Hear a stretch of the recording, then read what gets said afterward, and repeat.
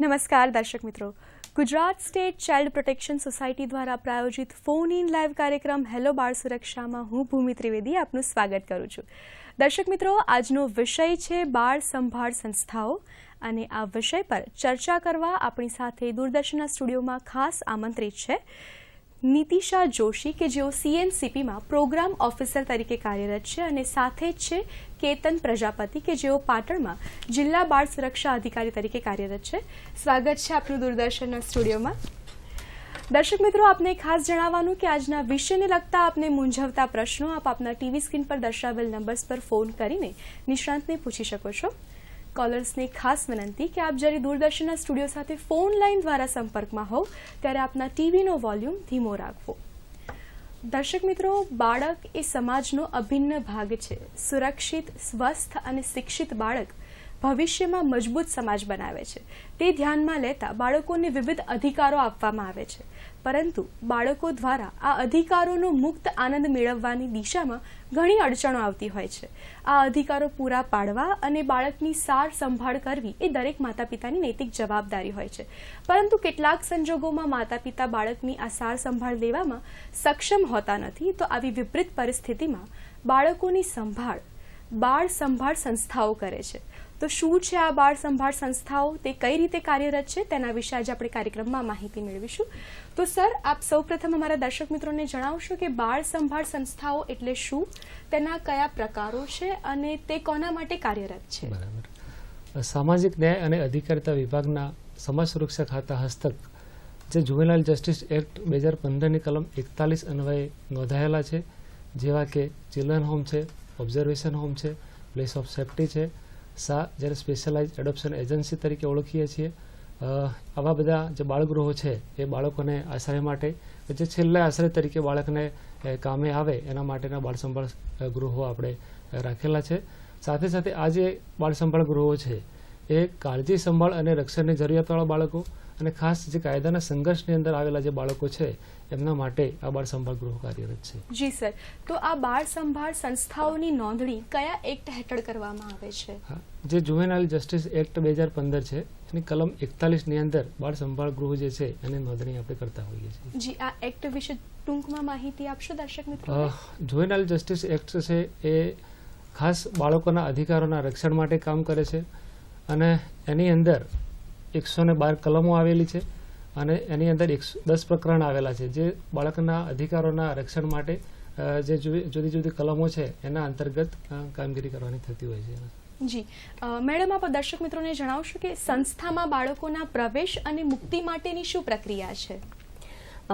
Juvenile justice act 2015 તેમાં child welfare committee અને juvenile justice બોર્ડની રચનાની માહિતી આપવામાં આવેલી છે, જેમાં ખાસ કરીને કાળજી અને રક્ષણની જરૂરિયાતવાળા બાળકો છે તેઓને ચાઇલ્ડ વેલફેર કમિટી સમક્ષ રજૂ કરવામાં આવે છે અને કાયદા સાથે સંઘર્ષમાં આવતા બાળકોને જુવેનાઇલ જસ્ટિસ બોર્ડની સમક્ષ રજૂ કરવામાં આવે છે અને રજૂ કર્યા બાદ ચાઇલ્ડ વેલફેર કમિટી અને જુવેનાઇલ જસ્ટિસ બોર્ડને યોગ્ય જણાય ત્યારે બાળકોને ટૂંકા કે લાંબા ગાળાના આદેશ મુજબ બાળ સંભાળ ગૃહમાં પ્રવેશ આપવામાં આવે છે. જી, અને એ લોકોની મુક્તિની કઈ રીતની પ્રક્રિયા હોય છે? બાળકોને જ્યારે પ્રવેશ આપવામાં આવે છે ત્યારે જ એ લોકોને એમના ફોર્મમાં જ લખેલું હોય છે કે આ બાળક કેટલા સમય માટે રહેશે.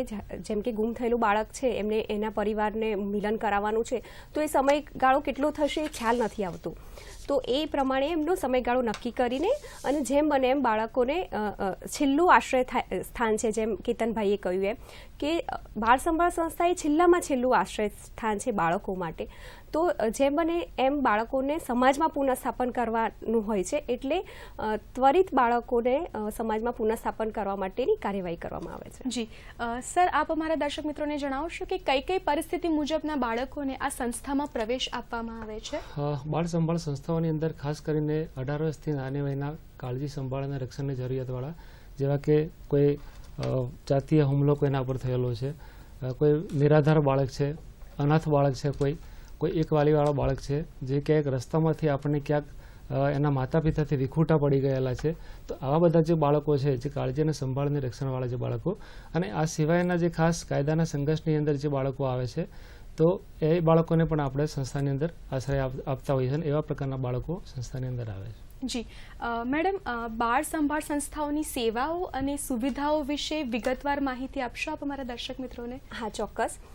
જુવેનાઇલ જસ્ટિસ એક્ટ 2015 અને Gujarat juvenile justice act rules 2019 તેમાં બાળ સંભાળ સંસ્થાઓની તમામ ભૌતિક સુવિધાઓનું વિવરણ કરવામાં આવેલું છે, જેમાં જ્યારે બાળક પ્રવેશે છે સંસ્થામાં ત્યારે એનું મેડિકલ તપાસ કરવામાં આવે છે, જેથી બાળ સંભાળ સંસ્થાને ખ્યાલ આવે કે બાળક કોઈ ગંભીર બીમારીથી પીડાતું તો નથી ને, તો એ ત્યાંથી જ એની ડાક્ટરી સારવાર આપણે કરી શકીએ.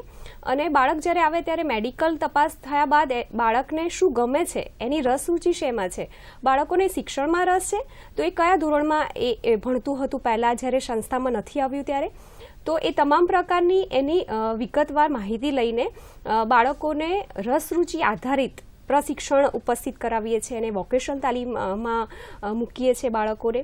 અને બાળ સંભાળ સંસ્થામાં બાળક સરસ રીતે ઘર સમજીને રહે એ પ્રકારની તમામ પ્રકારની સુવિધા આપવામાં આવે છે. બેન જી સર, બાળ સંભાળ સંસ્થાઓમાં રહેતા બાળકોની પ્રવૃત્તિ વિશે માહિતી આપશો કે લોકોને કઈ કઈ રીતે પ્રવૃત્તિ કરાવવામાં આવે છે? બાળકોને ખાસ કરીને જે આપણે પોતાના ઘરના બાળકો હોય છે એને આપણે સામાન્ય રીતે ધ્યાન રાખતા હોઈએ છીએ. પછી સવારે આટલા વાગે ઉઠવાનું, આટલા વાગે નાસ્તો કરવાનો, સ્કૂલમાં જવાનું હોય. એ રીતે જે બાળકો સંભાળ ગૃહના જે બાળકો છે એ બાળકોને પણ પોતાના ઘર જેવું જ વાતાવરણ ત્યાં મળી રહે અને એ બાળકો સંસ્થાની અંદર છે એમને પોતાનું ઘર લાગે એ રીતે એમની સાથે પ્રવૃત્તિઓ કરવામાં આવતી હોય છે. ખાસ કરીને સવારમાં જે બાળક ઉઠે તો સવારની ક્રિયાઓ કરતું હોય, એના પછી વ્યાયામનું થોડુંક આયોજન કરતા હોઈએ છીએ. થોડુંક વ્યાયામ કરી લે, એના પછી ચા નાસ્તાની વ્યવસ્થા હોય એમના માટે. સવારે દૂધ ભાખરી ટાઈપનો નાસ્તો આપવામાં આવે છે એમને. પછી થોડુંક અભ્યાસની અંદર બાળકો ભણતા હોય છે. ત્યાર પછી જે સવારની સ્કૂલના જે બાળકો હોય છે એ સવારના સ્કૂલમાં જાય છે અને બપોરની સ્કૂલના જે બાળકો હોય છે એ બાળકોને 10 વાગે જમવાનું આપતા હોઈએ છીએ. જ્યારે બાળકો સ્કૂલની અંદર જતા હોય છે ત્યારે પણ એમને આપણે જેમ આપણા પોતાના ઘરના બાળકોને બોક્સ આપીએ છીએ, ટિફિન બોક્સ, એમ બાળકોને પણ આપણે ટિફિન બોક્સ આપતા હોઈએ છીએ અને સાથે લઈ અને બાળકો સ્કૂલમાં જાય છે. ત્યાર પછી સાંજે બાળકો બધા ભેગા થાય ત્યારે સાંજે પણ ફ્રૂટનો વગેરેનો નાસ્તો એમને સારી રીતે આપવામાં આવે છે. બાળકો થોડા ફ્રેશ થાય ત્યારે ઇન્ડોર આઉટડોરની ગેમો રમતા હોય છે. એના પછી સરસ મજાની પ્રાર્થના કરતા હોય છે બધા બાળકો સાથે બેસી અને જમવાનો કાર્યક્રમ હોય. એના પછી થોડીક બાળકો હળવાશના મૂડમાં ટીવી જોતા હોય છે અને એના પછી થોડુંક અભ્યાસને કરી અને પોતે આરામ લેતા હોય છે બાળકો. જી મેડમ, આપ દર્શક મિત્રોને જણાવશો કે ઘણા સ્પેશિયલ કેસના બાળકો હોય છે કે જેમને અમુક ખાસ પ્રકારની કોઈ બીમારી હોય છે. જ્યારે એવું બાળક તમારી સંસ્થામાં આવે છે તો ત્યારે તમે એને કઈ રીતના આશ્રય આપો છો? જ્યારે વિપરીત પરિસ્થિતિમાં એમાં પણ એ સ્પેશિયલ ચાઇલ્ડ છે, આપણા ત્યાં બાળક આવ્યું તો બાળકને શું મુશ્કેલી છે તો એ પહેલાં સમજવાનો ટ્રાય કરીશું. જેમ કે જિલ્લા બાળ સુરક્ષા એકમમાં કાઉન્સિલર છે, અમારી બાળ સંભાળ સંસ્થાઓમાં પણ કાઉન્સિલર છે, ગૃહમાતા છે, ગૃહપિતા છે, અધિક્ષક છે. તો એના દ્વારા બાળકો એની સાથે પરિચય કેળવશે, એને જાણવાનો પ્રયત્ન કરશે કે આને બેઝિકલી આને શું બીમારી છે અને એવું લાગે કે આ કોઈ સ્પેશિયલ નીડ બાળક છે તો પછી એને એ સ્પેશિયલ એજ્યુકેટરને અમે બોલાવીએ છીએ, એની સાથે સંકલન કરીએ છીએ અને એની માહિતી પ્રાપ્ત કરીએ છીએ. જો મળી આવેલું બાળક છે તો એ સડનલી આપણને એની વિસ્તૃત માહિતી નહીં કહી શકે, તો ધીમે ધીમે નિયમિત ધોરણે એનું કાઉન્સેલિંગ કરતાં અને સ્પેશિયલ એજ્યુકેટરની મદદથી અમે બાળકોને સમજવાનો ટ્રાય કરીએ છીએ અને એ લોકોને ટ્રીટમેન્ટ આપવાનો ટ્રાય કરીએ છીએ. તો આ બાળ સંભાળ સંસ્થાઓમાં બાળકો પોતાની વાત રજૂ કઈ રીતે કરે છે, એના માટેની કોઈ ખાસ મિકેનિઝમ હોય છે મેડમ? હા, ચોક્કસપણે. જેમ કે juvenile justice rules, Gujarat juvenile justice rules 2019 અને એમાં દર મહિને ચિલ્ડ્રન કમિટીની રચના કરવામાં આવેલી છે. એમાં ફરજિયાતપણે બાળ સંભાળ સંસ્થાઓમાં એક ચિલ્ડ્રન કમિટીની રચના કરવામાં આવી છે અને વય જૂથ આધારે છે. જેમ કે 6 થી 10 વર્ષના બાળકો છે તો એમની અલગ ચિલ્ડ્રન કમિટી છે, 11 થી 15 છે એમની અલગ છે ને 16 થી 18 છે અલગ છે. કારણ કે વય જૂથ આધારે પોતાની રસ રુચિના વિચારો અલગ અલગ રહેવાના. બાળ સંભાળ સંસ્થામાં પ્રશ્નો હોય અથવા તો એમના કોઈ સૂચનો હોય તો એ બાળ સંભાળ ગૃહની ચિલ્ડ્રન કમિટીમાં એ રજૂ કરશે અને પોતાને ગમતું કોઈ વાત છે તો એ સૂચન રૂપે એ કમિટીમાં રજૂ કરશે ને એ કમિટી ફક્ત ને ફક્ત બાળકોની છે. એમાં બાળક જ અધ્યક્ષ છે ને એ બાળક જ સભ્ય છે અને એ પોતે એ વાત રજૂ કરશે, બધા સાંભળશે અંદરો અંદર બાળકો, અને પછી એવું લાગશે કે હા આપણે આ કરવું જોઈએ તો એ બુક્સમાં લખશે અને એ આગળ રજૂઆત કરશે. જી, તો તમે કીધું કે આ બાળકોની જ કમિટી હોય છે, એમાં બાળકો જ અધ્યક્ષ હોય છે, તો આ બાળકોની કમિટી તમે કઈ રીતે બનાવો છો? એમાં એવું કરીએ છીએ અમે કે જેમ કે ઘણા બધા બાળકો એવા હોય છે કે લીડર હોય છે અને પછી જે શાંત બાળક બી હોય છે ને તોફાની બાળક બી હોય છે. તો એ બાળકોને અમે જ્યારે બાળ સંભાળ સંસ્થામાં અધિક્ષક છે, ગૃહમાતા છે, ગૃહપિતા છે, એ સાથે નિયમિત રીતે બોલતા હોય છે કે તમારે શું કરવું છે, તમને શું જોવે છે. તો આ એક કમિટી છે અને તમારે પોતાની વાત તમારે જાતે રજૂ કરવાની છે. બાળકોને પોતાની વાત રજૂ કરવાનો અધિકાર છે. તો એ પાયાનું જ્ઞાન છે એ બાળ સંભાળ સંસ્થામાંથી જ એમાં બીજ રોપવામાં આવે છે અને એ ધીમે ધીમે કરીને એને અધિક્ષક એને સભ્ય બનાવવામાં આવે છે, એને અધ્યક્ષ બનાવવામાં આવે છે. એવી રીતે અમે કામ કરીએ છીએ. જી, દર્શક મિત્રો, આપણી સાથે એક દર્શક મિત્ર ફોન લાઈન દ્વારા સંપર્કમાં છે. જી, નમસ્તે. હેલો. જી તરલાબેન. હા તરલાબેન, નમસ્તે. નમસ્તે. હા, મારો પ્રશ્ન છે, બાળ સંભાળના ગૃહનો સમય પૂરો થયા બાદ બાળકને સમાજમાં કેવી રીતે પુનઃસ્થાપિત કરવામાં આવે છે? જી સર, આપ જણાવશો? ચોક્કસથી. ખૂબ સરસ પ્રશ્ન આપને પૂછ્યો છે કે બાળ સંભાળ ગૃહની અંદર જ્યારે એનો સમય પૂરો થાય છે ત્યારે બાળકનું પુનઃસ્થાપન કઈ રીતે કરવામાં આવતું હોય છે. આપણને બધાને ખબર છે કે આપણે કોઈ પણ જગ્યાએ પ્રવાસમાં જઈએ, કોઈ મહેમાન તરીકે કોઈના ઘરે જઈએ ત્યારે સૌથી પહેલાં આપણને 2-3 દિવસ થાય ત્યારે આપણે પોતાનું ઘર યાદ આવતું હોય છે કે ભાઈ આપણું ઘરના ખૂણા, આપણું ખાટલો જે હોય, આપણને ઘરની જે વાતાવરણ છે યાદ આવતું હોય છે. એ રીતે બાળકને પણ પોતાનું ઘર યાદ આવતું હોય છે. બાળ સંભાળ ગૃહ જે છે એ છેલ્લું આશ્રયસ્થાન બાળક માટે છે. પણ એનું જે પુનઃસ્થાપનની જે આપણે વાત કરી એમાં ખાસ બાળકોના જે પ્રકારે જ્યાંથી આવે છે એ પ્રમાણે એનું કાઉન્સેલિંગ કરી અને બાળકને જાણવામાં આવતું હોય છે કે ભાઈ કઈ જગ્યાનું ક્યાંનું બાળક છે, એ પ્રમાણે એનું ઝડપથી પુનઃસ્થાપન થવા માટે પ્રયત્ન કરીએ છીએ. ખાસ કોઈ બાળક એવા છે કે કદાચ 1 મહિના કરતાં વધારે એ બાળક સંસ્થાની અંદર રહેલા છે, તો એના પરિવારની જે સ્થિતિ છે, તો એ પરિવારની અંદર કદાચ એની માતા વિધવા હોય અથવા એના માતા પિતા કોઈ પણ રોગથી પીડિત હોય, તો એવા બધા જે બાળકો છે એને આપણે સ્પોન્સરશિપ યોજનાનો લાભ આપી અને બાળકનું પુનઃસ્થાપન કરતા હોઈએ છીએ. અને જે યોજના જે છે એની અંદર 3000 રૂપિયા દર માસે બાળકને આપણે 3 વર્ષ સુધી આપતા હોઈએ છીએ. આમ આ પ્રકારે બાળકનું સર્વશ્રેષ્ઠ ધ્યાનમાં રાખી અને એનું પુનઃસ્થાપન જેમ બને પરિવારની અંદર ઝડપથી આપણે કરતા હોઈએ છીએ. જી સર, આપણે અત્યારે બાળ સંભાળ સંસ્થામાં બાળકો પોતાની વાત રજૂ કઈ રીતે કરે એના મિકેનિઝમ ઉપર વાત કરતા હતા, તો એના વિશે આપ શું જણાવશો? જે મેડમે વાત કરી એ પ્રમાણે ચિલ્ડ્રન કમિટી જે છે એની અંદર બાળકો વયજૂથ પ્રમાણે ભેગા થતા હોય છે. બહુ સુંદર મજાના એક ગોળાઈ બનાવી અને બધા બેસતા હોય છે. એમાં સંસ્થાના અધિક્ષક પણ હોય છે, અમારા જિલ્લા બાળ સુરક્ષા એકમના કર્મચારી પણ હોય છે, તમામ પ્રકારના બધા બાળકો પણ સાથે હોય છે, ચિલ્ડ્રન કમિટીના સભ્યો પણ બધા હોય છે અને એની અંદર બધી વાત જે રજૂ કરતા હોય છે. ખાસ કરીને જે બાળકોને કોઈ બીજા મિત્રથી અથવા કોઈ તકલીફ હોય તો એ કહી શકતા નથી, પણ જ્યારે આવો માહોલ ઊભો કરતા હોઈએ ત્યારે એકબીજાની વાત એ લોકો કહેતા હોય છે અને આગ્રહ પણ રાખતા હોઈએ અમે કે ભાઈ બાળક એના મનની વાત છે પોતે જલ્દી આપણને કહે. આ સિવાય પણ જે ચિલ્ડ્રન કમિટીની વાત છે એની અંદર પણ જે ચર્ચા થાય છે એ દર માસે અમારી મેનેજમેન્ટ કમિટી હોય છે, જેના જિલ્લા બાળ સુરક્ષા અધિકારી એના અધ્યક્ષ હોય છે. તો જે ચિલ્ડ્રન કમિટી છે એની અંદર ની સાથે સાથે જે ચર્ચા થઈ હોય અને ખાસ જે સૂચન પેટી આપણે દરેક ચિલ્ડ્રન હોમની અંદર બનાવેલી હોય છે કે બાળકના મનની અંદર ભલે જાતે કહી ના શકતો હોય, પણ એ કદાચ બાળકને એવું લાગે કે ભાઈ મારે આ વાત રજૂ કરવી છે, તો એના માટે થઈ અને બાળક નાની ચિઠ્ઠીની અંદર એને જે પણ લખવું હોય એ લખી અને ચિલ્ડ્રન સૂચન પેટી હોય છે એની અંદર મૂકતું હોય છે. અને પછી જ્યારે મેનેજમેન્ટ કમિટી હોય ત્યારે એની અંદર શિક્ષણના નિષ્ણાત હોય છે, હોમના અધિક્ષક હોય છે, કાઉન્સેલર હોય છે, પછી ખાસ જે મેડમે વાત કરી પ્રમાણે જે ચિલ્ડ્રન કમિટી હોય છે એના પણ 2 સભ્યો કમિટીની અંદર અમે લીધેલા છે. તો એના આધારે થઈ અને જે પણ એ બાળક જે કહેવા માગે છે એનો વિસ્તારપૂર્વક બધા સમજી અને એનો નિર્ણય લેતા હોઈએ છીએ.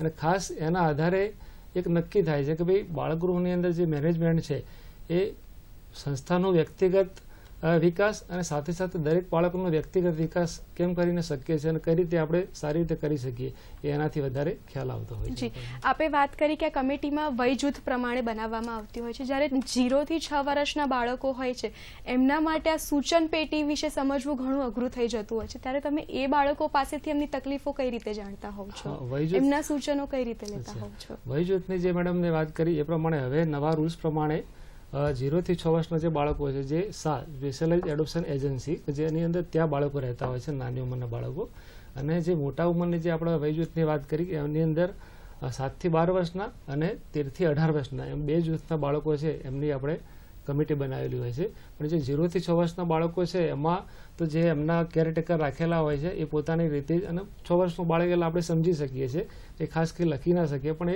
એની મનની વાત છે સીધું જે એને કેરટેકર હોય એ એને પોતાની માતા પિતા સમજતું હોય અને એના આધારે બાળક ત્યાં ડાયરેક્ટ રજૂઆત કરી શકતું હોય છે. જી સર, આપ અમારા દર્શક મિત્રોને જણાવશો કે બાળ સંભાળ સંસ્થાઓમાં આવેલ ગુમ બાળકો અંગે શું કાર્યવાહી કરવામાં આવે છે?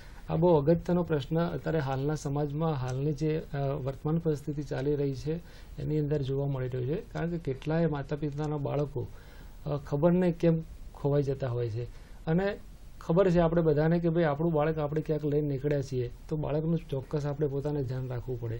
તેમ છતાં પણ જ્યારે પણ આવા બાળકો ખોવાઈ જતા હોય છે અને જ્યારે પણ સિસ્ટમની અંદર આવતા હોય છે ત્યારે સૌથી પહેલાં એ બાળકનું એને પોતાનું જ લાગે એવું ચાઇલ્ડ ફ્રેન્ડલી એટમોસ્ફિયર ઊભું કરી અને એ બાળકને આપણે એનું કાઉન્સેલિંગ કરતા હોઈએ છીએ.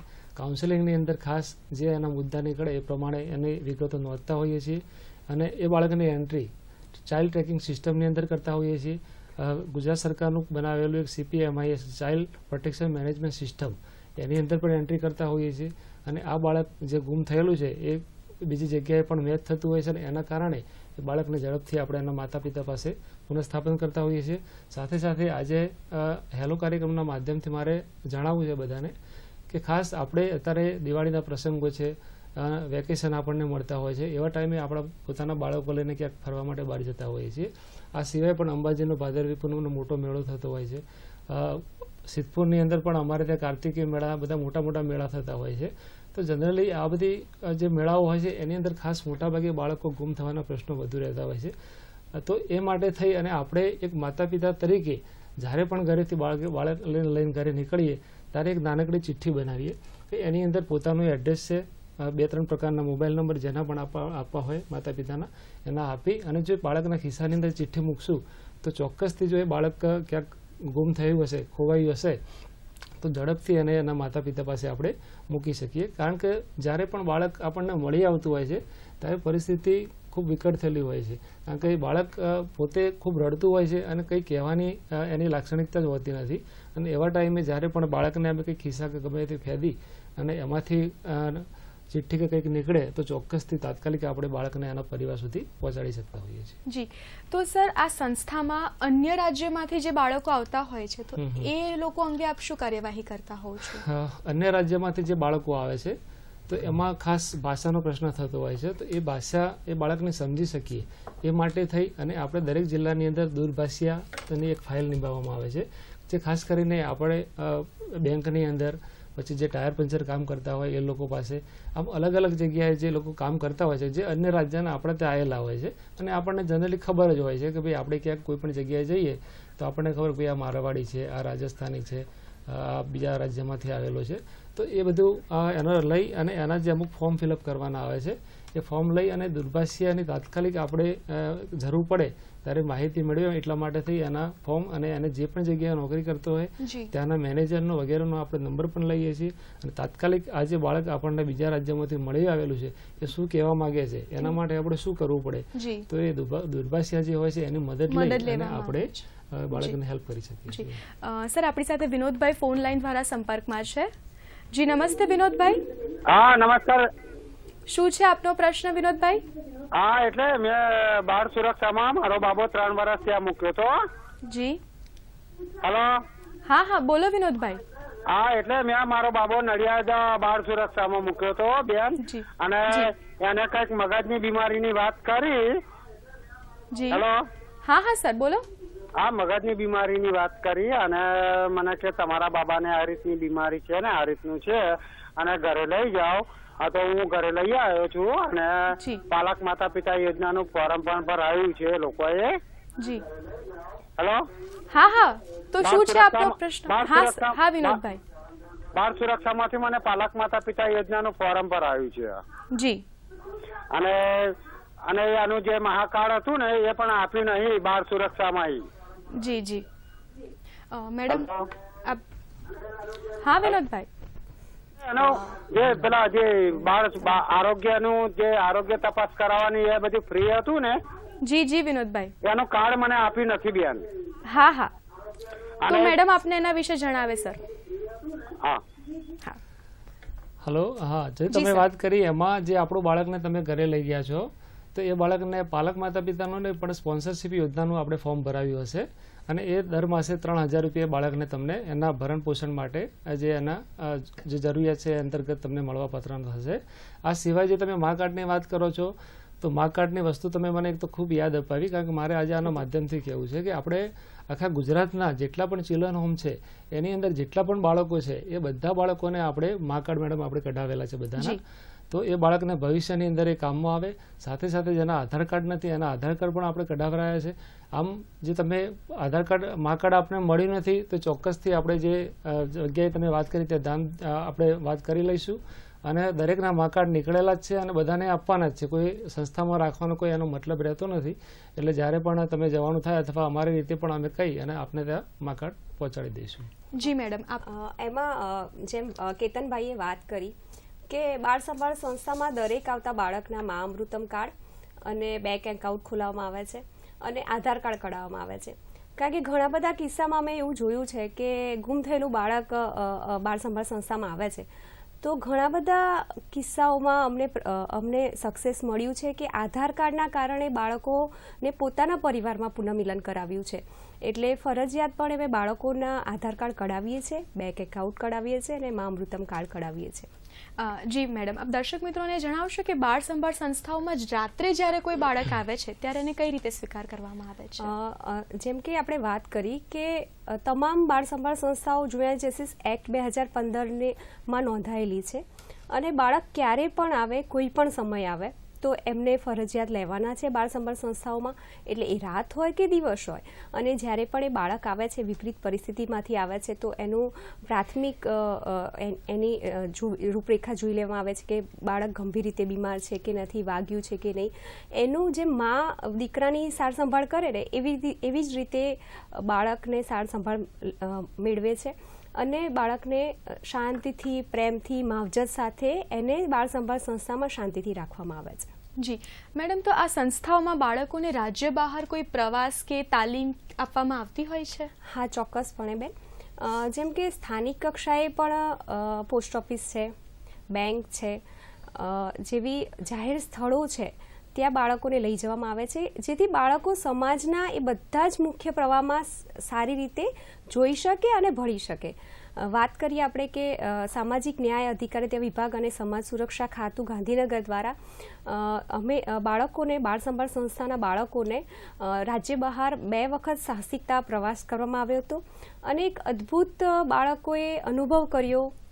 કુદરતી સૌંદર્ય સાથે સાહસિકતા તાલીમ કરી છે એમને બાળકોએ, સાથે રહીને ટ્રેકિંગ કર્યું છે બાળકોએ, જમ્પિંગ કર્યું છે બાળકોએ.